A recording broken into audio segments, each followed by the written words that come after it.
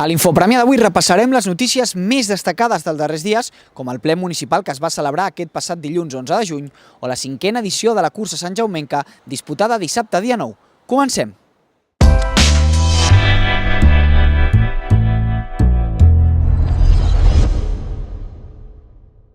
Dilluns 11 de juny es va celebrar a la sala de sessions de l'Ajuntament el ple municipal ordinari.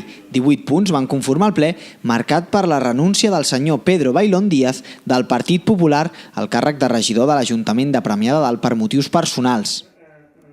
A més, dissabte 9 de juny es va celebrar la Sant Jaumenca, la 5a edició d'una cursa popular impulsada per la Societat Cultural Sant Jaume que es va desenvolupar per la localitat de Premià de Dalt. Els participants podien triar entre dues modalitats, 5 o 10 quilòmetres.